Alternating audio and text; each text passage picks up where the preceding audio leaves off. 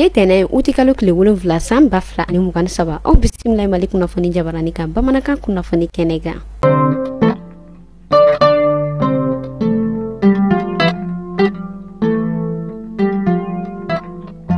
Kunnafoni daminɛna bi tɛnɛ don uti kalo tile 7 san 2023 kɔnɔna na Dirpa ale yɛrɛ kɔni bɔla ka kunnafoni di kɛ kunnafoniya min ni a y'a yira k'a fɔ jɛkulu dɔ o yɛrɛ bɛ ka bɔ Burkina ani Mali la k'u kunda ɲamɛ kan. Mali jɛkulu o yɛrɛ délégué ni colonel Abdoulaye Maïga ni ale yɛrɛ ye gouvernement porte-parole de fanga ministre ni o ye colonel Sadio ale yɛrɛ bɛ a kɛrɛfɛ. Dirpa ale yɛrɛ y'a yira k'a fɔ tagali yɛrɛ kunba yɛrɛ min o ye jɛɲɔgɔnya min ani ɲɔgɔn bolo di ɲɔgɔnma ni baara ɲɔgɔnya minnu ni o yɛrɛ kan ka tɛmɛ ni dugu fila ninnu ni ɲɔgɔn cɛ.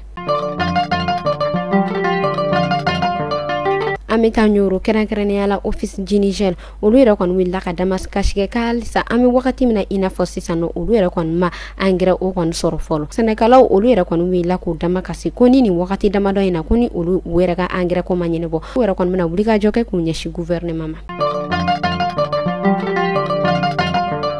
Ameta ko kan kibaru la kɛrɛnkɛrɛnnenya la Niger olu yɛrɛ kɔni bɔla ka wuli ka jɔ kɛ k'u ka kɛlɛkɛcɛw k'olu yɛrɛ kɔni caman fara ɲɔgɔn kan k'u bila yɔrɔ la walasa lakana ani sabati u bɛ don ka dugu la cogo min na u yɛrɛ kɔni bɔla k'u ka sanfɛ sira o yɛrɛ kɔni k'u datugu jamana caman ye o kɔfɛ fɛn min yɛrɛ kɔni ye RFI ani France 24 u bɔla k'o fɛnɛ tigɛ u ka jamana kɔni kɔ kan.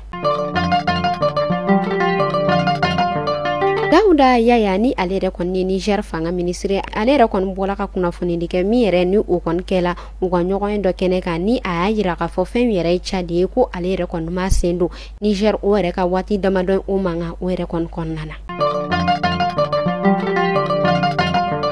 Ivoirien olu yɛrɛ kɔni y'u ka yɛrɛma wɔrɔnya ta ni o san 67 min bɛ bi uti kalo tile 7 san 2023 kɔnɔna ma.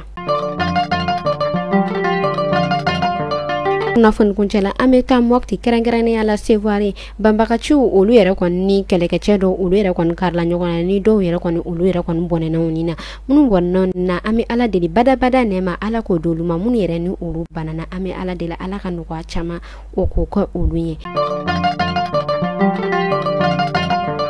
O kɔfɛ an bɛ taa Kati Titi Wage n'ale yɛrɛ kɔni sigiyɔrɔ kɔni bɛnnen n'o Kati danga ma daba basa ka wele kɔni o sela ale ma ka sabu kɛ jumadon uti kalo tile 4 san 2023 kɔnɔna na ale ka denmisɛnnin fila olu yɛrɛ kɔni olu gɛrɛsɛgɛla baki la o nisɔndiya bonya kojugu ale yɛrɛ kɔni ma ale kɔni bɔnɛ naani na an bɛ Ala deli Ala ka bada nɛma k'o di ani alisilamɛ su bɛɛ lajɛlen ma ka anw yɛrɛ ɲɛ k'an ta don kɔnɔ.